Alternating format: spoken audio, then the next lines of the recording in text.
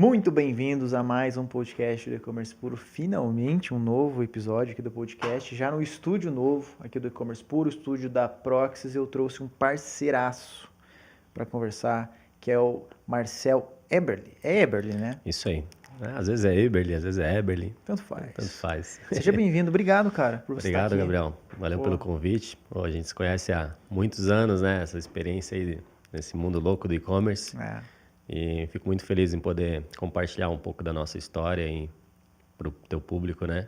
Conhecer um pouco do nosso dia a dia aí nessa batalha diária. Pô, é uma grande honra. A gente conheceu até, a gente estava conversando antes, acho que foi 2016 ou 2017. Eu acho que foi 17 por aí, no Vetex Day, né? Exato. Então, tava lá batalhando para melhorar as coisas da plataforma, né? Na loja integrada, que até hoje nós dois usamos, né?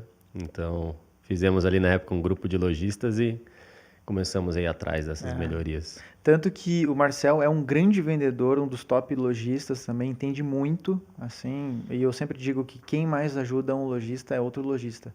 Várias dicas boas, assim, eu já peguei com o Marcel e é um cara que realmente entende bastante, eu tenho certeza que vai agregar pra caramba aqui. Marcel, para quem não conhece o seu e-commerce, hoje você trabalha com a venda de biquínis, né? Que é a Maria Tua. Fala um pouco desse negócio antes da gente contar um pouco da tua história, como que você entrou nessa. Fala um pouco do business. Tá, legal. Hoje a gente então eu sou o CEO da Maretua Biquínis, né? Junto da minha esposa. Então, a gente já tem 7 anos de experiência no mercado. O nosso negócio em si, ele realmente é só online, a gente não tem loja física. Então, nascemos online e, né, continuamos online. Então, focado totalmente na experiência do cliente e tal. A gente tem produção interna, temos produção terceirizada também. Então, nosso produto é realmente focado na moda praia em geral. Então, a gente tem desde o infantil, adulto, feminino e também masculino, né? E hoje somos referências aí, uma das referências no mercado de moda praia, tanto no orgânico quanto no pago, né? Então, no orgânico a gente tem uma grande parcela do orgânico no Google, no SEO. Então, nesses 7 anos de mercado, a gente conseguiu construir a nossa história e a nossa marca junto ao e-commerce. Legal, muito bom. Mas uma coisa curiosa é que você vende biquínis hoje, só que você era do exército antes, né? Exato. Então, conta um pouco dessa história, assim, da tua carreira profissional, como que iniciou e como que ela está hoje.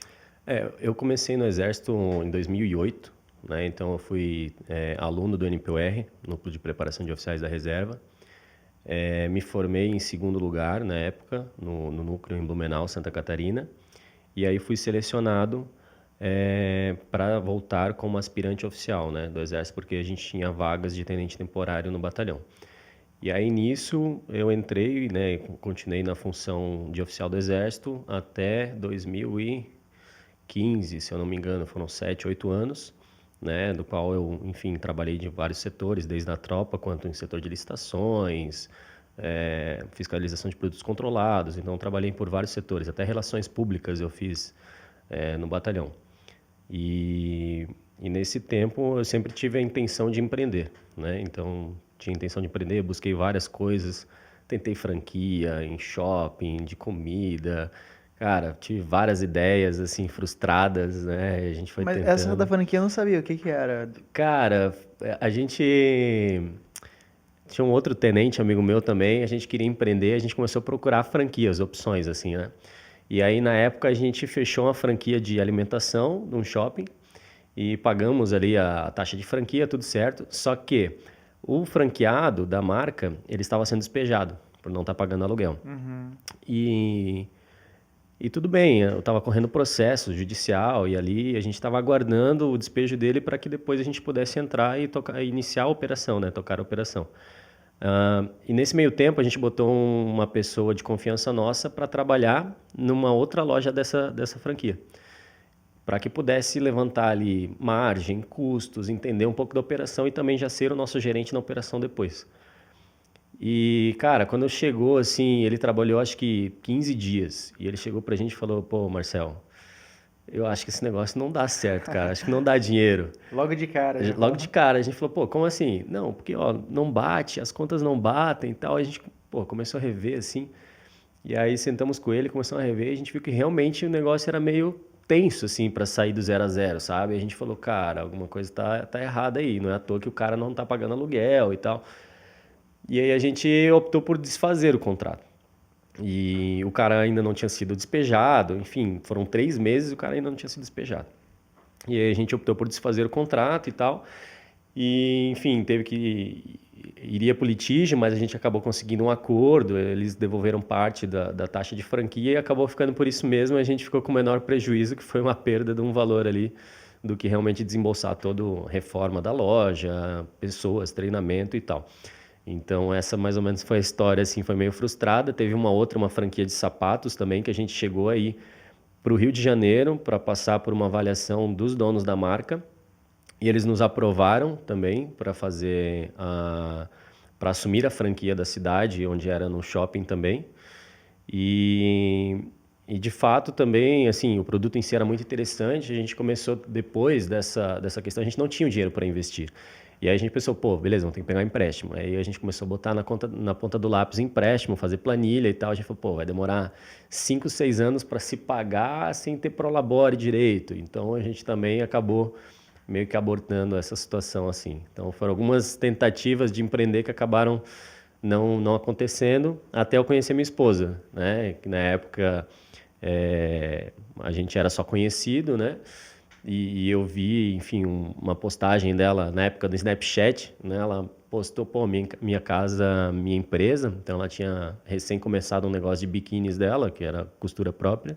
E aí eu fui dar aquela força para ela, conversar com ela, porque eu tinha recém feito Empretec do Sebrae. E isso tinha me dado um baita ânimo, assim, sabe? De, pô, empreender e ajudar as pessoas e tal. E fui conversar com ela. E na hora de conversar com ela, enfim, as coisas foram acontecendo naturalmente. Depois eu vou explicar mais um pouquinho. Deixa tu falar um pouco. Legal, legal. Não, mas assim, então, você já dentro do exército ali, você sabia que você queria empreender. Tanto que você ficou nessa busca aí, desde franquias até mesmo. Eu conheço essa história aí com a sua esposa, é muito legal. Mas depois você vai contar aqui nos detalhes, mas você foi dar uma dica de negócio para ela. Então, você sempre teve essa vontade de empreender, você sabia, porque você ficou um bom tempo no exército, mas você sabia que aquilo não era o que de fato você queria para o futuro? Exato. Assim, no exército eu era tenente temporário, então eu tinha um limite na minha carreira. O limite era 8 anos. Então todo ano meu contrato era renovado, né, por vontade de ambas as partes. Se eu não quisesse ficar, eu poderia sair, e se o exército não quisesse que eu ficasse também, eu seria dispensado, né? Então, por saber já que eu tinha um limite, um prazo, eu fui estudando, né, tanto investimento em bolsa de valores, eu invisto até hoje, e estudando negócios em geral, administração, coisas assim, e fui cada vez mais percebendo, estudando, né, cases de empreendedores, e fui percebendo cada vez mais que eu tinha pendor e vontade realmente de empreender, que é um negócio que eu queria tomar risco, gostava de tomar risco, de desbravar o desconhecido, né? Cada dia uma batalha. Então, já desde dessa época, já sabia que eu teria um limite, né? Um prazo de validade ali dentro do exército e estava buscando essas soluções.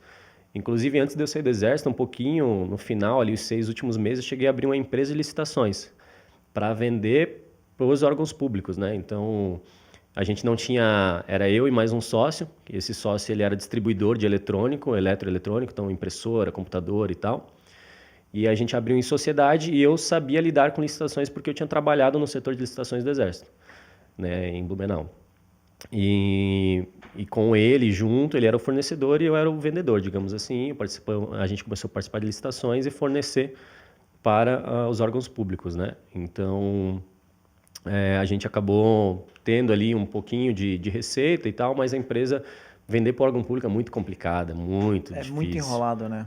Você tem que botar o capital bem na frente, demora muito tempo para chegar, a margem não é adequada, então, enfim. É muito de expectativa e realidade, né? A Exato. galera pensa assim que, poxa, deve ser uma maravilha, mas na hora ali, puxa, é super complexo. E na verdade, às vezes você ganha um pregão eletrônico, você ganhou ali a licitação para fornecer e, cara, a licitação ela vale por um ano, né?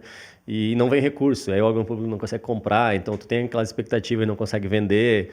Então é um negócio bem, assim, bem incerto, né? Vender para o órgão público é bem complicado. Então a gente acabou, depois de um tempo também que eu saí do exército, eu fui trabalhar numa outra empresa, né, de importação.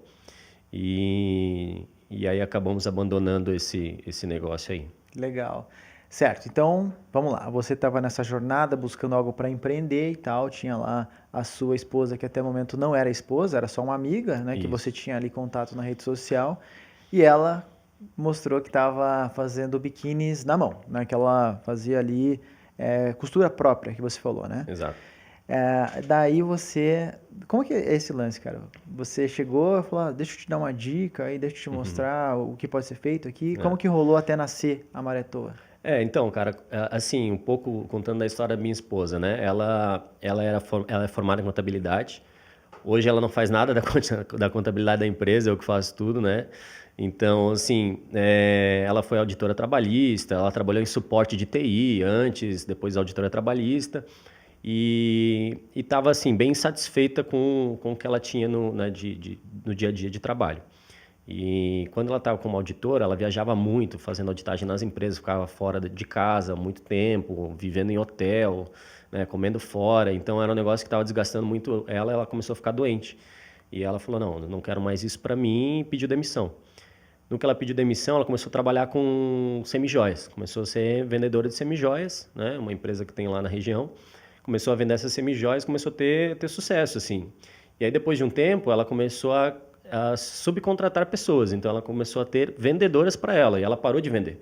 E ela começou só a administrar, né, essas vendedoras.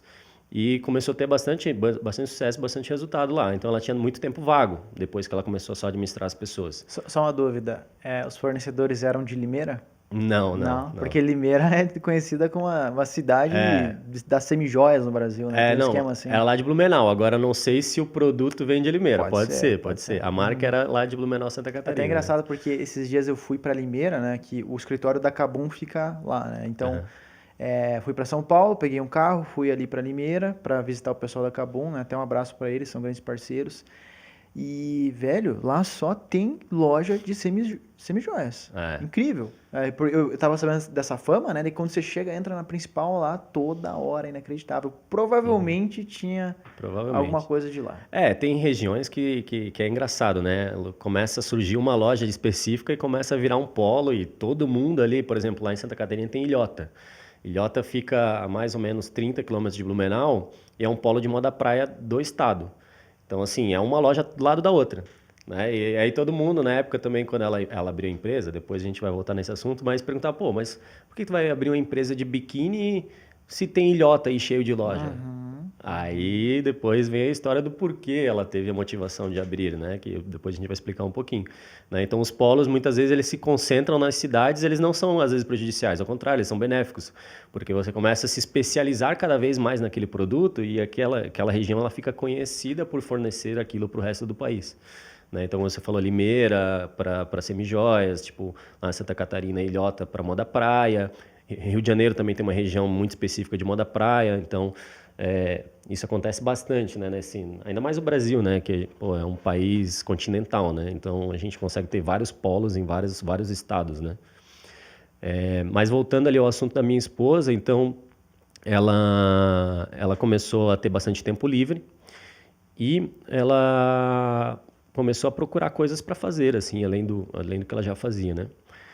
E ela tinha essa dor exatamente por causa disso. Ela ia comprar biquíni em Ilhota e quando chegava na praia, em Balneário Camboriú, Penha, ali, a região de Santa Catarina, todo mundo tava com a mesma estampa.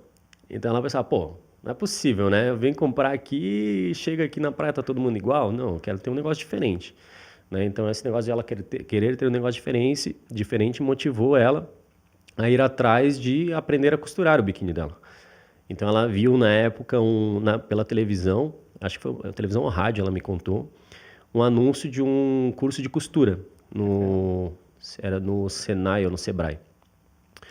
E aí ela entrou em contato com o Senai ou com o Sebrae, eu não lembro agora exatamente qual que era o órgão, o instituto, e ela falou, eu vi aqui a propaganda e tal, eu queria me inscrever por curso. Aí a moça, a secretária falou, pô, mas essa propaganda não era mais para estar passando, já não tem mais a vaga. Ela falou, não, mas já passou e tal, eu vi, pô, eu precisava muito fazer e tal.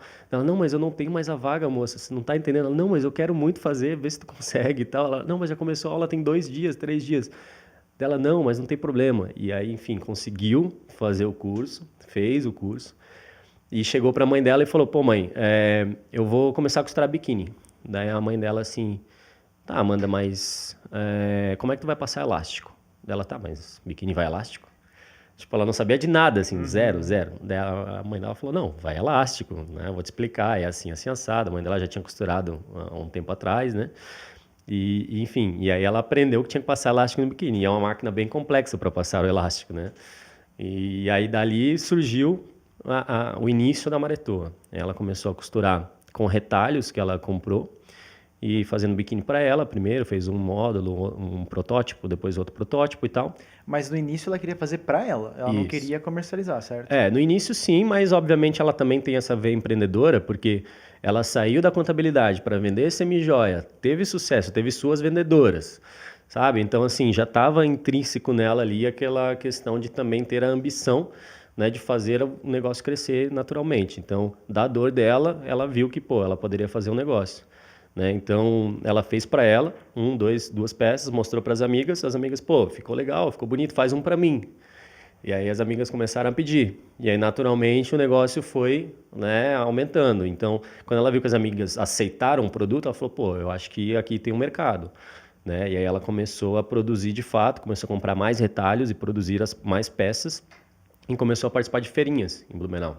Né? Então, o início dela, da empresa como um todo, não foi de fato online, já né, do nada. Começou em vender em feirinhas, ia em feirinha de pulgas, que se chama, né? Às vezes pulgas é coisa velha, né? Mas feirinha tipo, o cara tá vendendo lá um artesanato, o outro tá vendendo outra coisa. Então, várias feirinhas itinerantes assim pela cidade. Começou ali. Legal, muito bom. Tá, mas e você entrou daí nessa história dando uma dica ali e tal, né? Que você foi numa dica de tráfego pago? Qual que era o mesmo lance sobre... Não, na verdade, assim, eu ainda nunca tinha estudado sobre o tráfego pago, eu não sabia nada disso. Eu tinha feito um site para uma ex-namorada minha, mas assim, era um site que nunca tinha vendido nada, era só tipo um site de uma clínica. Então, enfim, mas eu tinha experiência de criar um site, né? Na época eu usei o Wix para fazer o site, que era bem simples de fazer, né? Que não é recomendado hoje em Exato, dia. e-commerce não façam com Wix. Mas assim, era muito fácil de fazer, meio PowerPoint e tal, né? E aí eu fiz, e na época ela postou no Snapchat isso, assim, tipo, era o quarto dela com uma gôndola com vários biquínis. E aí ela postou isso, meu quarto, minha empresa. E eu tinha recém feito Empretec, como eu falei. E eu fui lá e falei, pô, que legal, né? Me conta mais, o que tu tá fazendo, como é que você tá fazendo e tal. E aí ela explicou, é assim, assim, assado. Eu falei, legal, e qual que é o teu custo? Tu sabe calcular o teu custo e tal? Eu tinha uma planilha de custos que eu tinha feito em Empretec. Ela, não sei ainda e tal. Eu falei, não, eu tenho essa planilha aqui. Aí eu deixei disponível a planilha para ela. Só que assim, já rolava um interesse mútuo ali. A gente se conhecia há uns 10 anos atrás, assim, de vista. Ela sempre teve interesse em mim, eu interesse nela, só que um sempre estava comprometido ou não, e acabava que a gente nunca teve a oportunidade. E aí, nesse papo, nessa conversa, eu falei, não, vamos marcar um jantar para a gente conversar sobre esse teu negócio, né? E esse jantar, obviamente, foi o início do nosso relacionamento, né? E aí a ideia que eu dei para ela foi esse, assim, né? Durante o jantar, eu falei, pô, por que não faz um site, né? Pra gente vender os biquínis e tal. Ela, pô, mas quem que vai comprar biquíni por site? Não faz sentido, a pessoa tem que provar e tal. Que ano que era isso? 2015 para 16 ali, Legal. mais ou menos. Um ano antes, uns 6 meses, um ano antes de eu sair do exército. Uns 6 meses, mais ou menos, antes. Foi por ali, tá? E ela falou, quem vai comprar biquíni por site? Né? Eu falei, cara, se vende tudo hoje em dia por site, né? Eu acho que deve dar para vender biquíni também. Dela, beleza, se quiser fazer, faz aí, né? Então, foi assim. E aí a gente começou, de fato, a criar o site, né? Tirar foto das peças e tal. E na época a gente fez ainda no Wix, e aí lançamos o site ali com as peças ainda eram de retalho, então era tudo muito exclusivo, tinha poucas opções de estampas, poucas opções de tamanho. E assim, vendeu devagar, né? Daquele jeito que se esperava, e nisso a gente continuou indo em outras feirinhas na cidade. E aí começamos a continuar fazendo um caixa. E aí vai seguindo a história. Daí o que acontece? Depois de um tempo, a gente chegou num ponto que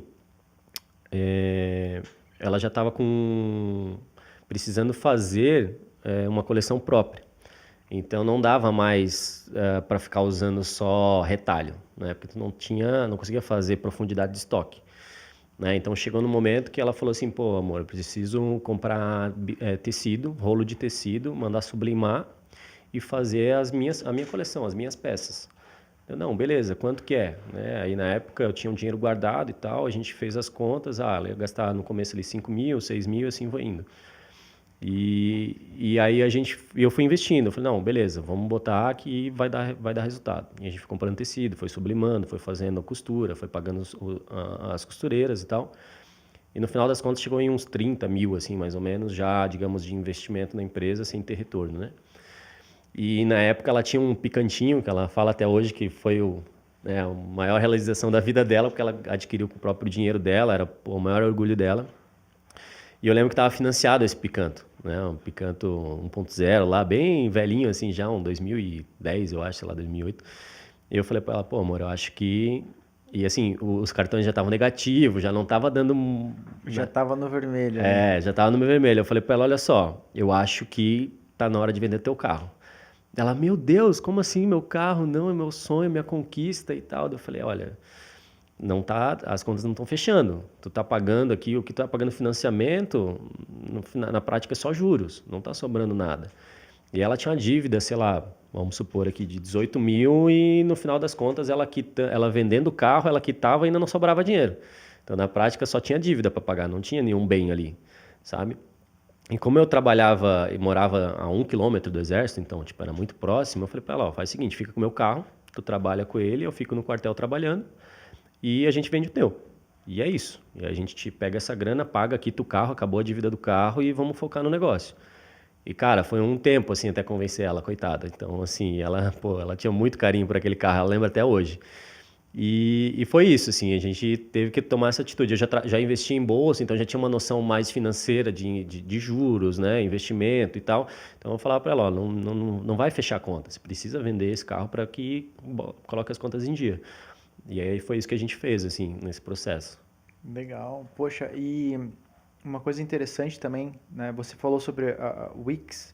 Só para deixar claro assim, a Wix ela vai servir mais para o profissional liberal, mas falando Sim. de e-commerce, assim, quando você tem as regras desde SEO, integrações com as ferramentas mais quentes do mercado, uma plataforma dedicada vai ser muito melhor. Não que a Wix seja péssima, Sim, coisa do sim, tipo. sim.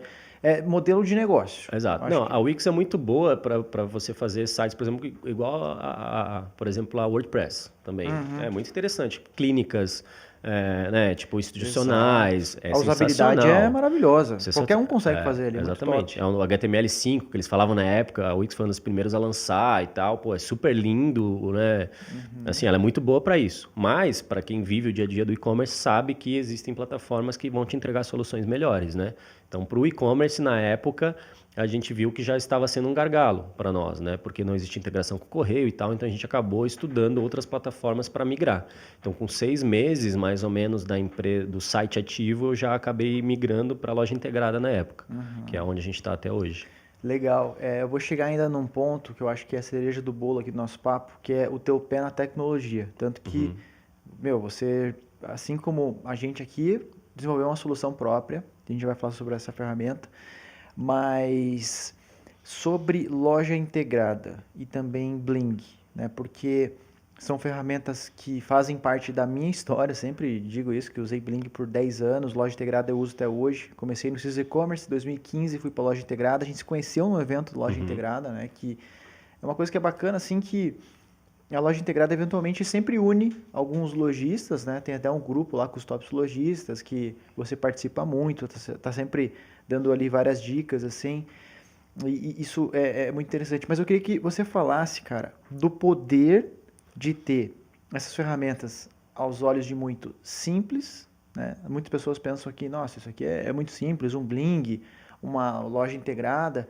Mas a união disso, entendeu? O que que Uhum. você pode fazer e como que isso te ajudou também como um empreendedor que você, assim como a gente, começou ali a mexer em API, começou a dar uma fuçada ali e tal, que foi um pezinho na tecnologia que a gente já vai entrar na sua ferramenta. Mas a mescla dessas duas ferramentas, o que que você tem a dizer hoje para quem vai começar sobre essa união que para mim, cara, sabendo trabalhar é bombástica? Hoje assim a gente utiliza desde o início, né, tanto o Bling quanto a loja integrada. Já pensei várias vezes em migrar, já fiz vários ensaios, mas no final das contas, assim, você vê que você consegue, como você falou, trabalhar muito com pouco. Então, assim, a loja integrada hoje para mim, tanto o Bling mesmo é sensacional em termos de API e opções, né, que ele nos dá. Então, a loja integrada tem evoluído bastante também nesse processo. E essas plataformas, às vezes, mais prontas, mais SaaS, assim, elas facilitam muito no dia a dia do empreendedor quando ele começa sozinho.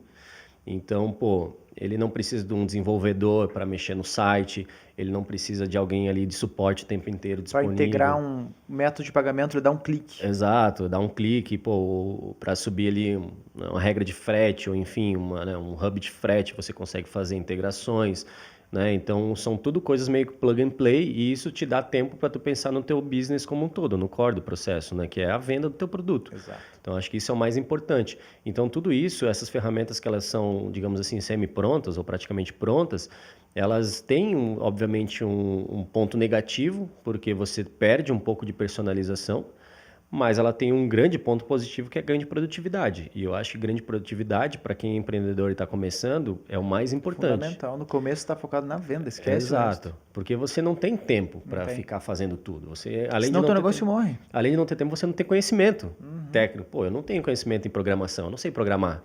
Então, assim, eu preciso recorrer a pessoas que saibam, né? E essas pessoas podem cobrar o que elas quiserem, porque se eu não sei, elas vão cobrar o que elas quiserem cobrar. Então, eu, particularmente, sempre, assim, acredito que, cara, o ideal é você começar assim, já com coisas prontas, fáceis de mexer e você estudando sobre aquilo ali para que você otimize o seu processo, né? Então, hoje a gente já tem muita otimização no nosso código do site, né, em HTML, em Java. Então, e aí no futuro a gente começou a implementar algumas APIs também para fazer rastreamento, algumas informações que a gente sentia falta na plataforma. E assim, no mundo da tecnologia tudo é possível, né? O que você precisa? Custo e pessoas para fazer, né? E ter a API disponível para fazer aquilo. Tendo, tudo que você quiser fazer é possível fazer, né? Então, por isso que eu digo, assim, então uma empresa ela não tem que começar já com o melhor layout do mundo, né? A melhor configuração, a melhor performance. Não, você vai aprimorando com o tempo. Você começa primeiro focado no quê? No seu produto. Seu produto é o mais importante. É o que o pessoal sempre falava, pô, Marcelo, você vai migrar para essa plataforma, você vai aumentar sua receita em 50%, porque tua performance vai melhorar, teu site, a velocidade vai ficar o dobro. Eu nunca acreditei muito nisso, nessa performance melhorar e aumentar assim absurdamente. A gente sabe que aumenta, obviamente, porque vai melhorar a pontuação do Google, SEO e tudo isso. Mas para mim, cara, o que melhora é a tua propaganda, é o teu produto, é a tua qualidade, como tu vender e como tu trata o teu cliente. É isso que vende, né? Ah, a plataforma deu problema, caiu, cara, o cliente, beleza, você vai perder alguns clientes, vai perder. Mas aquele cliente que quer o teu produto, que você já vendeu para ele, ele vai voltar para comprar, né? Então, aquele que já foi impactado pelo anúncio bom, bonito e tal, sabe da qualidade, ele vai comprar. Então, às vezes o pessoal foca muito nos problemas que existem nesse mundo, seja de plataforma, de RP, de integrações, e esquecem do seu produto. Eu acho que isso que é o mais importante que assim, nós como, né, donos de e-commerce a gente tem que focar. A gente tem que focar na experiência que a gente quer entregar para o nosso cliente e na qualidade do que a gente está entregando, né? Então, acho que isso é importantíssimo assim, de se pensar. Exatamente. E tem uma correlação que eu vou fazer que é a seguinte. A gente estava conversando antes ali nos bastidores, né, sobre contabilidade, sobre agência, né, que como é importante que seja um trabalho de duas vias, ao ponto que você consiga validar o que está acontecendo ali, né, você ser crítico, criterioso.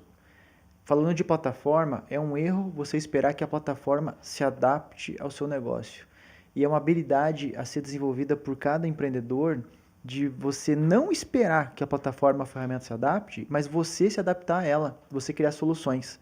Desde o rastreio, né, que nem você já criou, e até que a gente conversou lá atrás, eu comecei a usar também o mesmo esquema de rastreio e tal, várias dicas que a gente vai pegando, desenvolver APIs para, na verdade, conexões com APIs, a gente fez muito por aqui de planilhas, tabelas e tal, porque são soluções que, se você for esperar o sistema resolver o teu problema, é até um pouco de, assim, falta de realidade, porque são ferramentas baratas e o mundo não gira em torno da gente, cara. sabe? Então Exatamente. você tem que dar teus pulos ali, você tem que criar alguma solução ou outra. Foi até por isso que acabou saindo aqui o nosso WMS, tantas planilhas, tantas coisas que a gente faz. E é uma habilidade, afiar o machado, cara. Acho É, que o empreendedor, quando ele consegue fazer isso, é muito bom. E hoje, quem tá vendo aqui, pode pensar, não, mas putz, cara, eu não manjo nada de tecnologia, eu não vou conseguir. A primeira pisada ali na água, sabe? Tipo, cara, quando você vê, você já tá nadando, né? Você vai sentir aquele gelo da água e tal, mas o primeiro pezinho em tecnologia já ajuda.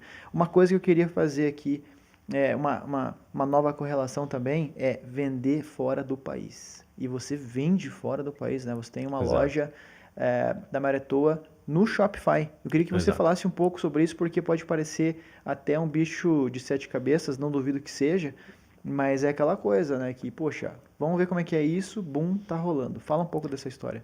Cara, assim, às vezes não é tão difícil quanto parece, mas também não é tão fácil quanto eu vou falar, talvez. Assim, teve muito perrengue no processo da gente conseguir abrir a empresa nos Estados Unidos, né? Então, assim, a gente tinha um grande desafio, então a gente já tinha crescido muito a Maretoa. A gente hoje tem 20 e poucos funcionários, mais ou menos, um galpão de 700 metros quadrados. E a gente estava numa fase há 3 anos atrás de muita sazonalidade, a gente sempre teve, né? Então a gente queria resolver a sazonalidade. Então, pô, eu vendo moda praia, então eu vendo Superman a partir de outubro até fevereiro, até o carnaval, e depois, cara, é só chorar, né? Porque é vender metade do preço para ganhar, tipo assim, vendo a metade do ticket para ganhar 10 vezes menos, né? Então é para pagar as contas, basicamente. Então a gente, com essa sazonalidade, a gente tinha às vezes que diminuir facções, mandar pessoas embora, recontratar depois no verão. Então era um negócio que a gente não gostava. A gente queria manter a equipe e as facções abastecidas o ano todo. Então a gente tinha essa necessidade. Quando eu e minha esposa, a gente casou, a gente foi para a lua de mel nos Estados Unidos. E aí todo mundo quer curtir, né? Estados Unidos e tal. Chegamos lá, gastar em dólar. Pô, ganhando real, gastando dólar. Essa conta não tá fechando, né?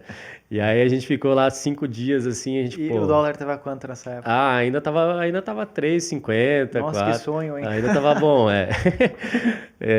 Então a gente chegou lá, cara, e a gente, pô, não tá dando certo tirar férias em dólar, né? Ganhando em real. Então a gente falou, pô, por que que a gente não abre aqui, né? Uma empresa aqui? A gente, primeiro, né, que ela vem empreendedora, já vem e instala assim, cara, por que não? Acho que dá. Vamos estudar? Beleza. Então, assim, a gente não estudou durante a lua de mel, tá? Só para o pessoal saber, né? A gente curtiu a lua de mel, mas chegando no Brasil, a primeira coisa que a gente fez foi, vamos estudar sobre abrir uma empresa nos Estados Unidos. Como é que funciona? E aí a gente começou a estudar a legislação, começamos a ver, principalmente tributos, como é que funcionavam as regras de tributos, se era possível um estrangeiro ter empresa lá, como é que funcionava para eu pagar um imposto e tal. E a gente achou alguns vídeos no YouTube que explicavam. Até hoje, essa empresa é parceira nossa até hoje, eles fazem o nosso fulfillment lá, que é a GlobalFi. Posso falar aqui, né, o nome? Acho. Claro, pô. A GlobalFi são parceiros nossos até hoje. Eles se chamavam Company Combo, com muito conteúdo de como abrir empresa, como funciona lá fora. E hoje se transformou em Tá, mas esse, GlobalFi. esse conteúdo em português. Em português, aham. Ah, É uma empresa legal. de brasileiros lá em Pô, Orlando. Então, ensinava como é que funcionava a abertura da empresa, que eles abriam também, eles têm contabilidade, então eles abrem. Como é que funcionam os impostos, o imposto do sales tax, tem o tax, os impostos imposto de renda sobre o poxa, uma lucro. super ajuda então. Cara, muito conteúdo, assim, muito legal. E aí a gente primeiro viu esses vídeos desse conteúdo, entendemos o contexto, e aí a gente marcou uma call com eles. Falei, ó, nossa situação é essa, a gente vende, né, isso e tal, pá. Conversamos e eles explicaram, não, Marcelo, dá para fazer, se vocês quiserem, o investimento é tanto para abrir empresa e tal, e criar o site, trazer as peças para cá e começar a vender. Então, assim, tiveram várias adaptações, várias coisas, né, para fazer acontecer. Então, assim, a nossa dor era essa, resolver essa sazonalidade. Então, o que a gente pensou? Pô, nada melhor do que, enquanto aqui é inverno, eu vender no verão. Então, eu tenho que ir para o hemisfério norte, né, seja nos Estados Unidos ou na Europa. Essa era a nossa percepção. Então, quanto aqui a gente estivesse ganhando menos, lá a gente estaria vendendo ganhando mais. Né? E também vender em dólar, em moeda forte, que eu acho que todo mundo procura hoje em dia, porque você precisa se blindar também da economia do teu país, É né? até um princípio das finanças, né? Você dolarizar. O pessoal Exato. fala que o dólar é a mais segura, né? Acho que dólar e o ouro, acho que são os na parte financeira. Bom, você manja muito mais do que eu e Assim, o dólar, cara, dificilmente o dólar vai valorizar no futuro, né? Desvalorizar, no caso, né? A tendência é que ele sempre se valorize, num ritmo mais acelerado, às vezes menos acelerado. Mas hoje o dólar é a moeda de segurança do mundo todo, né? Sim. E nesse momento está tendo uma onda de pessoas aqui do Brasil que estão dolarizando seus investimentos, né? Exato. Perante a situação e tudo mais. Crise econômica, política, né? Incerteza, principalmente na questão de insegurança jurídica que a gente está vivendo. Então, assim, é importante sempre ter uma parte do pezinho fora do Brasil, né? Eu sempre digo porque você nunca pode ficar refém só do teu país, né? Seja nas vendas, seja nas finanças. Então, é importante as pessoas procurarem essas soluções também para que tenham outras opções, né? Então, tendo essa necessidade, a gente viu, pô, vamos arriscar, vamos fazer. Então, a gente achou que seria prudente a gente investir um capital ali, abrindo a empresa, arriscando nessa abertura. E aí tivemos que fazer adaptação de etiqueta, botar Made in Brasil, mudar tudo para inglês e português. Então, tivemos que fazer uma série de adaptações para que a gente chegasse no mercado lá preparado e não tomasse nenhuma multa, nem coisa do tipo. Então, a gente fez essas adaptações. Eu criei o site na Shopify, então... hoje, na minha visão, é a melhor plataforma para fora do Brasil, né? Então, ela tem todos os tipos de integrações, milhares e milhares de aplicativos que você pode instalar. E aí a gente acabou utilizando essa ferramenta, né, essa plataforma para fazer o nosso site. Criamos o site lá e preparamos um lote se eu não me engano, acho que foram 800 peças mais ou menos, até preparamos um lote até relativamente grande. Exportamos para lá pelo Exporta Fácil. Não compensa você produzir lá? É uma pergunta difícil, assim. Dificilmente compensaria por causa da mão de obra americana mais cara. Compensaria talvez, sei lá, produzir na China e levar para lá. Aí, assim como talvez compensaria produzir na China e vender no Brasil, né? Mas a percepção do produto, pelo menos o brasileiro no moda praia, é que o Made in Brasil vende mais do que o Made in China. Sim. Obviamente, porque né? o Brasil ele é mundialmente conhecido pelos biquínis, né? Exato. Então, assim, o Brasil dita a moda praia, né? Então, muitas vezes o pessoal fala, fui lá para feira de moda em Milão para ver a tendência. Aí chega lá, vê as cores e tal. Quando é que acontece essa feira? Essa feira normalmente acontece no verão europeu. E aí as cores vão chegar aqui para nós no nosso verão? Não necessariamente. Né? Então, assim, aconteceu em julho, mas a coleção de dezembro já está sendo feita nossa. Então, na prática, na parte de moda praia, o Brasil meio que dita a tendência para os Estados Unidos, né? Então, assim, e as americanas e as brasileiras que moram fora, elas basicamente procuram produto brasileiro, em específico a moda praia, pela qualidade da peça em si. Então, assim... Teve até um episódio bem engraçado que a gente, não tão engraçado, né? Porque foi um problema com a Receita Americana, que a gente exportou o produto para os Estados Unidos e parou na fiscalização da aduana deles. E aí, cara, a gente tentando descobrir o motivo, por que parou e tal. E aí chegou um documento lá no nosso fulfillment, que é o nosso endereço, e eles estavam questionando o valor que a gente declarou, né? E aí eles falaram que o valor estava muito baixo. E aí a gente explicou, mandou um relatório de produção, quanto é que era o custo da produção na peça, que o valor baixo se referia pela margem do dólar com o real, que o real tinha desvalorizado muito e tal, então estava num preço ok. E eles falaram, não, tudo bem, mas não justifica. Esse preço de vocês aqui está muito baixo. Daí eu liguei, entrei em contato, falei com o fiscal da aduana, em inglês e tudo. O cara foi até meio difícil conseguir conversar com ele. Daí eu falei, olha só, mas assim, tem biquíni chinês que chega muito a metade do preço do meu. Não estou entendendo por que vocês estão embarreirando. Eu já mandei ali, né, o detalhamento de produção e tudo dele. Não, mas teu biquíni não é chinês, teu biquíni é brasileiro. Teu biquíni vale mais. Esse preço está muito baixo. Aí ele falou, ajusta, senão não sai daqui. Aí a gente teve que ajustar, pagar um imposto lá e aí liberaram a carga. Então, um negócio bem interessante para você ver como a percepção que os fiscais lá nos Estados Unidos têm também de valor, de produto agregado, sabe? Muito interessante. E falando sobre números, como que está essa operação lá fora hoje? Cara, assim, ano passado a gente teve uma queda expressiva, muito mais por erro nosso, assim, de oferta do produto. Então a gente não conseguiu deixar disponível com estoque suficiente para as peças que mais vendiam. A gente não conseguiu trazer muitas novidades. Apesar de ter crescido no Brasil, nos Estados Unidos a gente não conseguiu crescer. Lá nos Estados Unidos hoje a gente tem em média, uns 7, 8 mil pedidos ano, assim, mais ou menos. Então, é uma operação não tão grande, mas também já não é pequena. Então, é uma operação saudável, assim, né? Lucrativa, que acaba bancando os custos no inverno aqui da operação brasileira. né? Então, tem época ali, mês de verão, às vezes que a gente vende 1.000, 2.000 pedidos e no inverno 200 pedidos, 100 pedidos, 300, enfim. Oscila bastante, assim como aqui do Brasil, mas contraturno, né?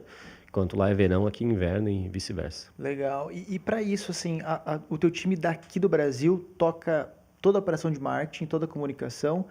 E você tem algum funcionário lá ou não? É só a galera do Fulfillment que resolve?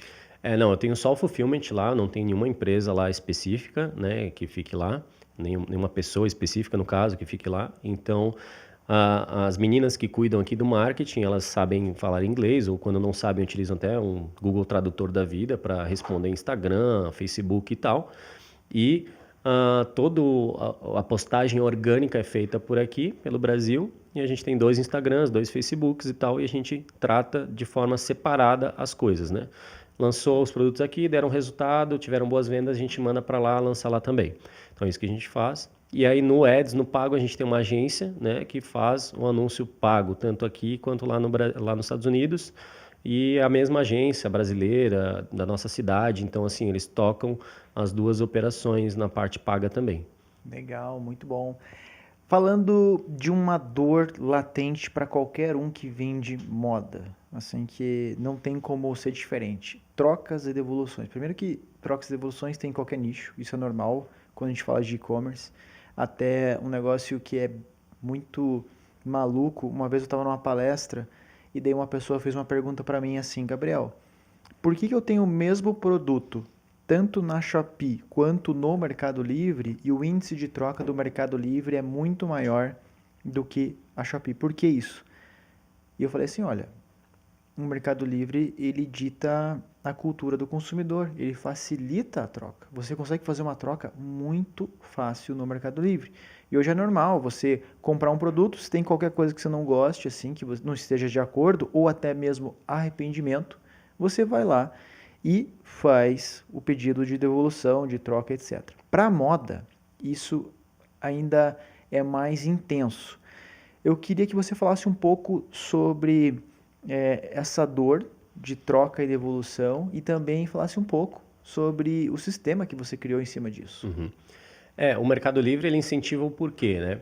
Tem algumas percepções. A primeira, que assim, que eu acho que é a mais importante, é atender o cliente. Então ele quer o quê? Fidelizar o cara. Ele quer que a pessoa volte a comprar no Mercado Livre, porque o Mercado Livre ele tem a certeza de que ele vai receber o produto e se ele precisar trocar e devolver, ele vai conseguir trocar e devolver. Então essa percepção de valor é o que às vezes muitos lojistas não entendem ou eles tentam evitar, né? Tentando reduzir um prejuízo às vezes logístico, pô, vou gastar o frete para devolver, né? Vou ter que devolver o dinheiro para o meu cliente ou trocar a peça, gastar mais um frete para enviar. Mas muitas vezes, o que a gente sempre orienta é que o pessoal enxergue isso como um remarketing de fato. Porque, né, qual é o custo de aquisição do teu cliente? Quanto você gasta para adquirir um cliente novo? Então, sei lá, vai gastar R$ 50 em mídia, marketing, remarketing e tal. E esse cliente depois ele vai precisar trocar porque a peça não serviu, não é porque ele não gostou. E aí você vai gastar o quê? Mais R$ 20 de frete? Isso é um prejuízo ou isso é um custo de remarketing? Isso é um prejuízo logístico ou um custo de remarketing? Eu acho que essa que é a percepção que o pessoal tem que ter. Pensar mais no LTV. Exatamente. Então, assim, eu vou gastar mais R$ 20, mas essa pessoa vai comprar 3, 4 anos seguidos comigo. Porque eu respeitei o direito de troca dela, eu forneci depois um produto que serviu, ela gostou, ela ficou satisfeita com o atendimento e ela nunca mais vai trocar. Então, porque ela já sabe o tamanho dela. A não ser que seja por defeito, né? Mas aí é natural. Então, assim, às vezes o pessoal só vê o custo logístico disso. Pô, vou ter um prejuízo aqui. Não, você tem que pensar que isso é um custo para fidelizar o cara. Então, você vai fidelizar o teu cliente. A importância de você fidelizar, o custo de fidelização é tão mais baixo do que um custo de aquisição que faz sentido você incentivar a troca, que é o que o Mercado Livre faz. Então, o Mercado Livre incentiva porque ganhar pessoas novas, baixando o aplicativo, acessando todo dia, procurando o produto ali dentro, comprando com eles, é infinitamente mais caro, né, do que você dar uma troca aqui pro cara e tá resolvido. E não vai ser um lojista, um mero lojista batendo o pé ali para não trocar que vai mudar a cultura do consumidor, enquanto tem um monstro tipo o Mercado Livre que está ali e de fato nós como consumidores assim a gente gosta, pô, posso comprar, eu tô seguro, posso devolver, ali é super fácil o processo de devolução. E LTV, uma coisa maluca que eu acho é o seguinte, Por que o iFood às vezes te dá um cupom de 50 pila? Do nada. Exato. Ele chega lá e te dá um cupom, daí, pô, ou o Rappi da vida, cara, ele me deu aqui, eu posso fazer um pedido, daí você vai lá, faz um pedido no mercado, ou iFood, e de fato, você vê assim que o desconto aconteceu, porque no cálculo dele de aquisição, é melhor ele pegar esses 50 reais e te dar, e você usar o aplicativo, você vê como é legal, como é que funciona, do que ele fazer toda uma campanha de tráfego que vai te fisgar no momento, para daí, pô, beleza, você usar ali a ferramenta, depois colocar remarketing, etc. LTV, cara. Exato. É um rebranding, né? Então ele tá gastando para tu voltar a acessar o aplicativo, utilizar de novo, pô, relembrar, né? Voltar ali, ser os mais acessados. Então, assim, acho que é muito importante isso, assim. O lead já tá ali. Então, assim, o lead já é teu. Então, você facilitar a troca, o lead vai continuar sendo teu. Ele não vai para o concorrente. Então, por exemplo, vou dar um exemplo aqui. Eu sou flamenguista. Então, o Flamengo investe no... O Mercado Livre investe no Flamengo, né? Na marca lá da camiseta. Gasta 20 milhões, acho que ano, ou 10 milhões ano. Quantas pessoas ele adquire naquele processo ali? Não tem como medir. Tipo assim, você não tem como medir qual que foi o teu CAC daquilo ali, se realmente adiantou. Aquilo ali é muito mais branding, certo? Agora, a troca, você consegue medir. Pô, eu dei uma troca aqui para essa pessoa e ele comprou mais 20 pedidos comigo no ano. Então, assim, é um custo que você consegue, além de diluir nesse LTV do teu cliente, você consegue medir a taxa de recompra dele depois, né? A taxa de fidelização desse cliente. Então, acho que, assim, o maior paradigma, assim, a maior mística, eu acho que existe no mundo hoje do e-commerce, nas trocas e devoluções, é isso. Tem muito lojista que quer dificultar o processo, quer travar. Pô, eu vou ter um prejuízo. Não, é 7 dias, é 7 dias. Passou de 7, eu não troco mais. E ele pensa que ele ganha, né? Aí ele fala assim, não, ó, eu consegui evitar uma troca, mal ele sabe que ele perdeu um cliente. Exato. Pô, eu evitei de perder 20 reais no frete. Cara, você perdeu um cliente que quer comprar 300, 500, 1.000, 3.000 em 2 anos. Então, assim, eu particularmente, eu tenho na minha empresa cliente que comprou 23 vezes. E aconteceu essa semana passada, a cliente estava com uma peça que ela manchou. E aí a primeira resposta do saque foi assim, pô, será que você não utilizou, né, um bronzeador, alguma coisa assim? Ela falou, não, de verdade, eu não usei, eu só usei protetor e manchou. E na época as meninas deram uma resposta meio que, tudo bem, então, mas assim, a nossa qualidade é isso, eu vou te dar um cupom de 20%. Aí minha esposa viu e ela falou, não, isso aqui tá errado. Ela chamou a menina do saque, olha só, essa cliente ela tem 23 biquínis nossos. Se ela falou isso, ela tá falando a verdade. Então, tipo assim, não é para dar um cupom de 20%. Você vai dar um biquíni novo. Entendeu? Qual que é o meu custo para eu fidelizar essa cliente? Eu vou gastar, beleza, vou gastar 150 reais, 200 reais no conjunto para dar para ela um biquíni novo. Mas essa pessoa vai ser uma embaixadora da minha marca. Que eu acho que é o mais importante hoje em dia também é você ter embaixadores. Pessoas que alguém vai falar mal de ti na internet e essa pessoa vai lá te defender. É um cliente que vai te defender, não é você que vai se defender. Então, se você entrar nas nossas mídias, às vezes, ou de outras marcas que trabalham muito essa questão de experiência do cliente, você vai ver vários clientes defendendo a marca, sabe? É muito legal, assim. Porque, cara, de fato, é um custo que foi um custo para mim que ele acabou sendo irrisório pelo impacto que eu gerei.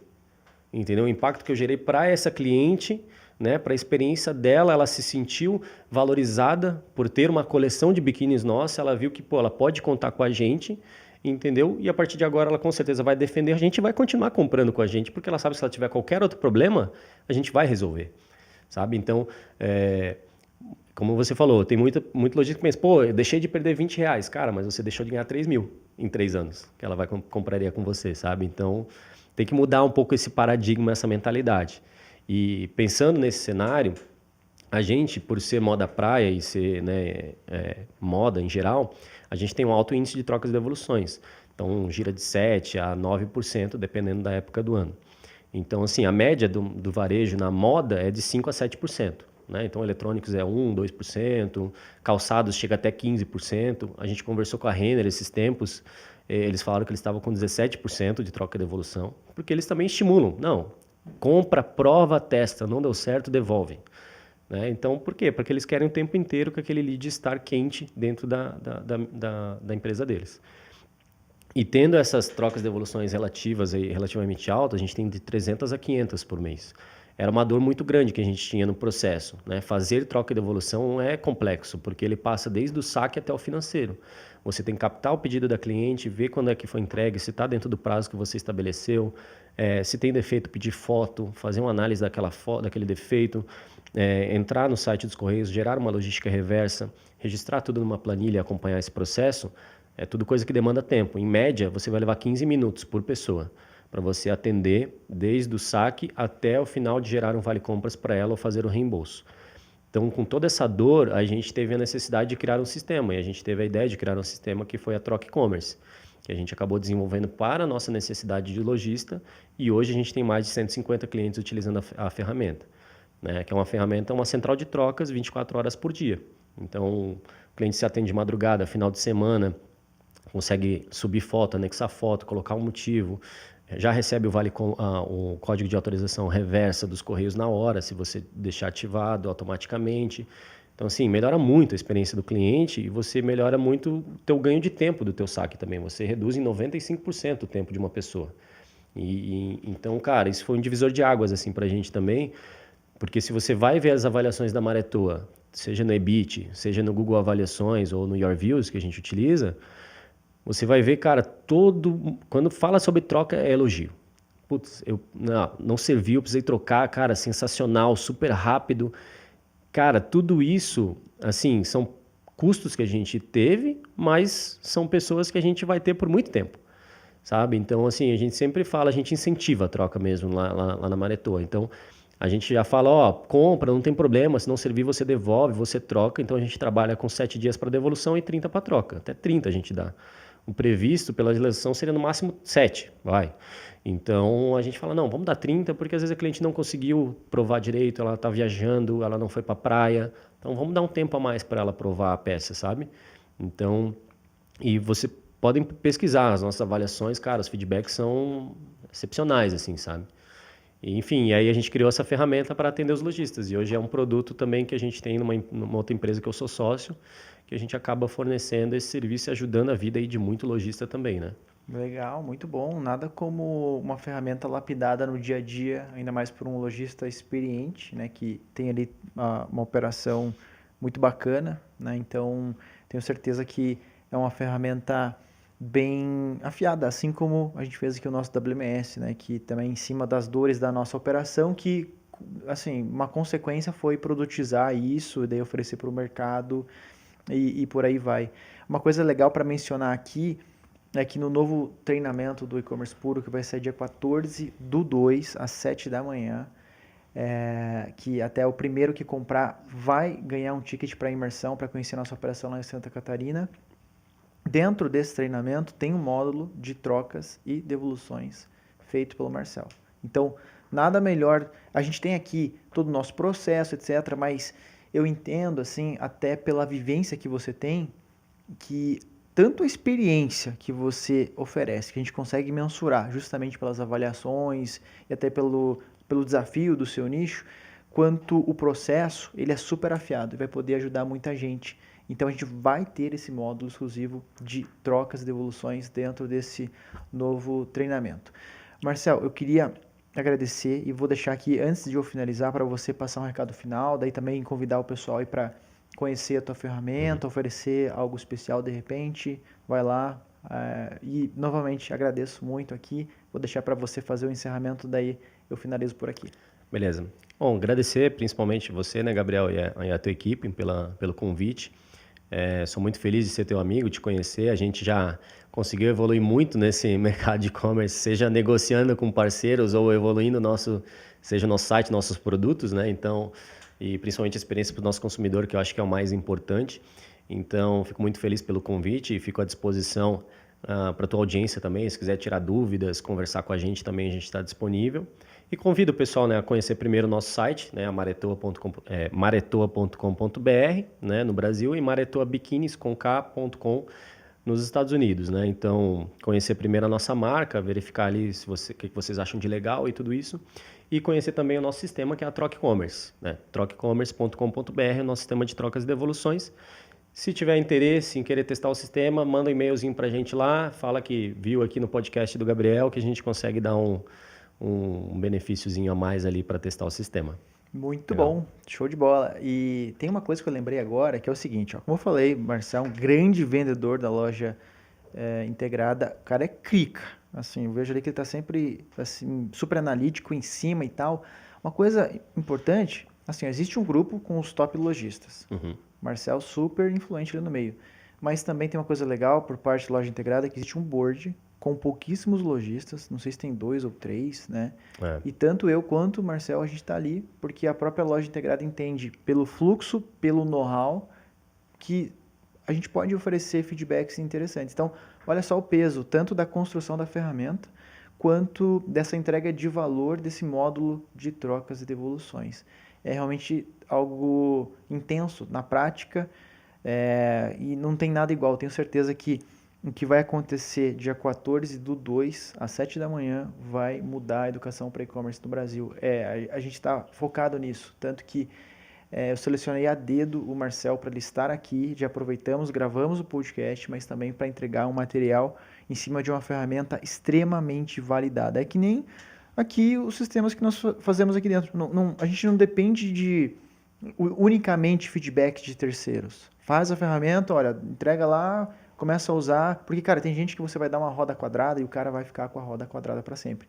Só que tem os questionadores, os inconformados, que sempre vão dar feedbacks, só que no nosso caso, a gente também, nós somos os inconformados que a gente vai lá, valida, testa, erra, deu pau, arruma, e tudo isso vai estar dentro desse novo treinamento. Então, mais uma vez, agradeço ao Marcel, valeu todo mundo que acompanhou, tamo junto e até o próximo podcast do E-Commerce Puro.